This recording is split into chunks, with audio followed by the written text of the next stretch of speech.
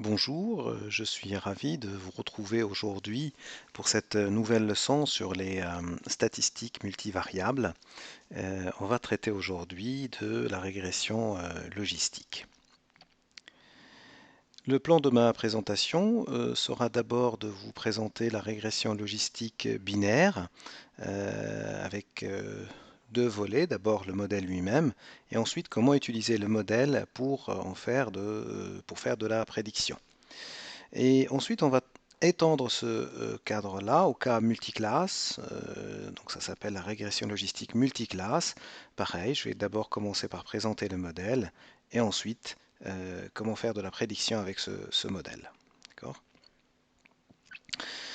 Ce modèle de régression logistique est en fait un des exemples les plus simples des problèmes de machine learning, en plus de celui de régression linéaire, et il permet d'illustrer les idées clés qui sont sous-jacentes aux algorithmes de machine learning, dans un contexte relativement simple. C'est une adaptation en fait de la régression linéaire dans le cas où la variable de sortie est discrète. Discrète, ça veut dire prend un certain nombre de valeurs finies. Voilà, à nouveau, cette leçon repose sur la référence citée ici. Et nous remercions bien sûr nos prédécesseurs qui nous ont motivés pour le présent travail. Alors, c'est quoi un modèle de régression logistique? On se donne des données d'entrée connotent x, y, j et des données de sortie connotent y, j. Alors pour fixer les idées, ici on a n données, hein, n donc c'est le nombre de nos données, et pour chaque j qui est dans un n, on a des données d'entrée connotent donc xi indice j, et la dimensionnalité, cette fois-ci la dimension de nos données d'entrée, est égale à p. Donc pour chaque donnée d'entrée finalement est un vecteur de taille P. Les variables de sortie sont des variables aléatoires dont la valeur dans 0, 1 et qui sont de Bernoulli donc avec comme paramètre PJ, c'est la probabilité que YJ est égal à 1. On va dire qu'un modèle de régression logistique binaire existe si il existe des paramètres bêta tels que le logarithme du paramètre divisé par 1 moins le paramètre est égal à cette combinaison linéaire des entrées. Alors notons que contrairement au cas de l'ajustement ou la régression linéaire, ce n'est pas la sortie qui est combinaison linéaire des entrées, mais c'est cette transformation du paramètre de la sortie qui est combinaison linéaire des entrées. Une remarque, la fonction p donne log p sur 1 moins p est appelée la fonction logit. Alors quel est son rôle? Elle permet de transformer le paramètre p qui est dans 0, 1 à une valeur entre moins l'infini et plus l'infini. D'accord?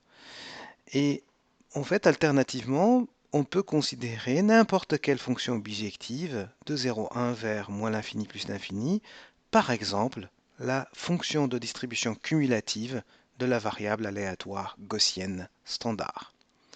Cette fonction inverse de la CDF de la variable normale est appelée la fonction probit. Dans cette présentation aujourd'hui, nous allons considérer uniquement la fonction logit. Donc c'est cette fonction-là. Alors comme pour le cas de régression linéaire, nous allons considérer une matrice d'entrée sous cette forme-là, connote X, où la première ligne est constituée par les valeurs 1 et les lignes suivantes, ce sont nos données d'entrée respectives. On va noter xj la jème colonne de x, bêta qui est le vecteur des paramètres, et notre équation précédente peut être écrite sous la forme log de pj sur 1 moins pj est égal à bêta fois xj. Donc c'est une manière compacte d'écrire notre condition d'existence de modèle de régression logistique binaire. De manière équivalente, en inversant un peu cette fonction, on peut voir que PJ est égal à 1 sur 1 plus l'exponentielle de moins bêta xj, et ça peut être écrit comme étant phi finalement de cette expression bêta xj, où phi c'est cette fonction qui est donnée ici, qui est appelée fonction sigmoïde. D'accord? Donc quelques transformations algébriques simples qui font apparaître certains éléments, et notamment cette fonction sigmoïde. Elle est très répandue et très célèbre en machine learning. On va définir maintenant la fonction de vraisemblance dans le cas du modèle considéré ici. La fonction de vraisemblance pour le modèle de régression logistique binaire est définie comme étant la fonction densité de probabilité des sorties y, étant donné les entrées x et les paramètres bêta. Cette fonction, notée L majuscule avec ces paramètres-là, et son logarithme, il va être noté avec L minuscule avec les mêmes paramètres. Et ça s'appelle la fonction logarithme de vraisemblance. D'accord? Étant donné une entrée x, une sortie y, les paramètres bêta qui maximisent la fonction de vraisemblance, on va noter ça bêta chapeau indice ML comme maximum likelihood. Donc c'est les paramètres qui maximisent la fonction de vraisemblance. D'accord? Alors voilà un lemme qui va nous donner des expressions explicites utiles. Dans le cas de régression binaire logistique, la fonction logarithme de vraisemblance est donnée explicitement par l'expression qui est donnée ici. On a une expression équivalente à la deuxième ligne.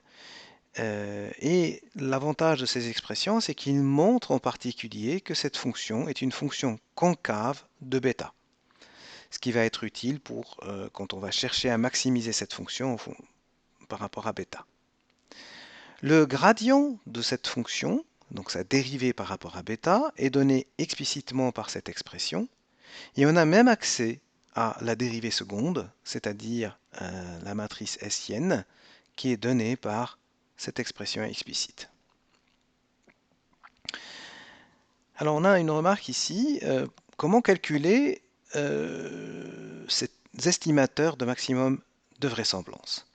Alors malheureusement, contrairement au cas de régression linéaire, euh, les paramètres qui maximisent la vraisemblance ne sont pas connus explicitement dans le cas présent.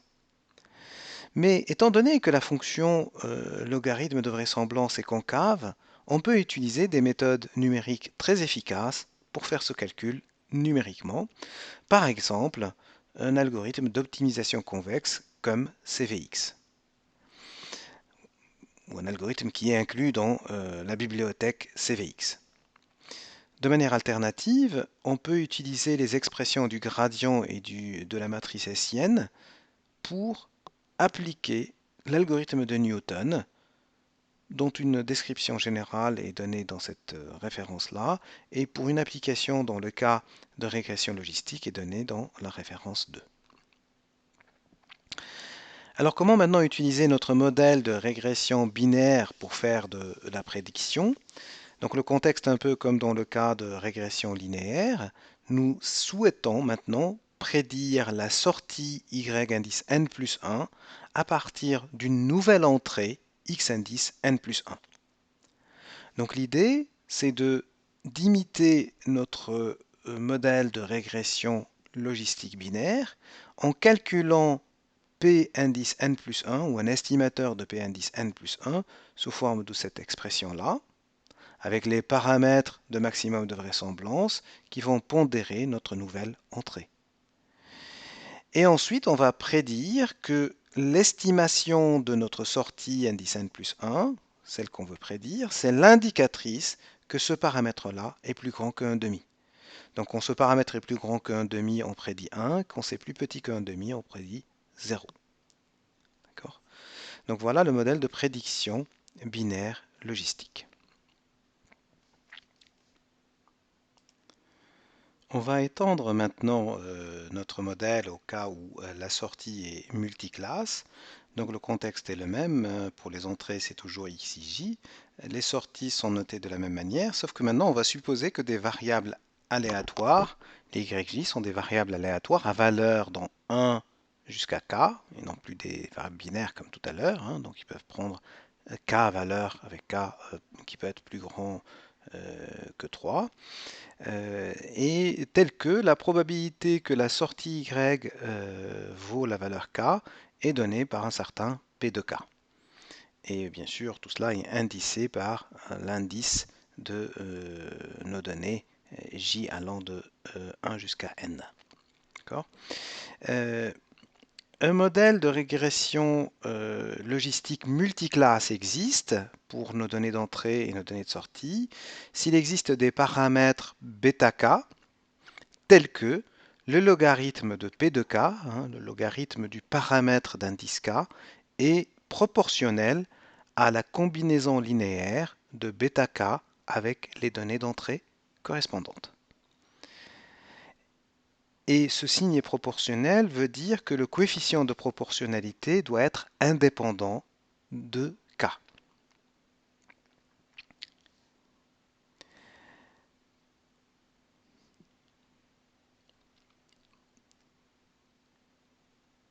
On peut maintenant écrire cette condition de proportionnalité sous la forme log de p de k est égal à bêta k fois xj, où on a noté xj la jème colonne de x. C'est une écriture plus compacte. On peut inverser maintenant cette condition en écrivant que p de k est égal à exponentielle bêta k xj divisé par la somme de ces exponentielles-là. D'accord? Et cette condition devient explicite, on n'a plus juste une condition de proportionnalité, grâce au fait que la somme des pk vaut 1, on peut trouver le coefficient de proportionnalité ici explicitement. On peut voir, dans le cas k égale 2, en travaillant un petit peu cette expression, qu'on peut se ramener au même contexte que dans le cas binaire. Il suffit de noter bêta, la différence entre bêta 1 et bêta 2. La fonction de vraisemblance dans le cas multiclasse, c'est un peu l'extension pratiquement mot pour mot du cas binaire. La fonction de vraisemblance, notée L majuscule, c'est finalement la fonction de densité de probabilité de la sortie Y étant donné l'entrée X et les paramètres bêta. Le logarithme de vraisemblance, c'est simplement le logarithme de cette fonction-là. Et on le note avec L minuscule. Étant donné l'entrée et la sortie, le paramètre bêta qui maximise le logarithme de vraisemblance est noté bêta chapeau ML, est appelé estimateur de maximum de vraisemblance. Donc vous voyez que c'est vraiment l'extension naturelle de ce qu'on a fait déjà dans le cas binaire. On a par ce lemme-là une expression explicite de la fonction logarithme de vraisemblance. C'est finalement la somme de toutes, sur toutes les données possibles, de 1 jusqu'à n, la somme sur toutes les classes de cette fonction ici. Donc on a cette fonction de manière explicite en fonction des entrées et des paramètres, et également des sorties. Considérons maintenant un tel modèle et essayons de prédire la sortie correspondant à une nouvelle entrée. Donc l'idée est, comme dans le cas binaire, d'imiter le modèle en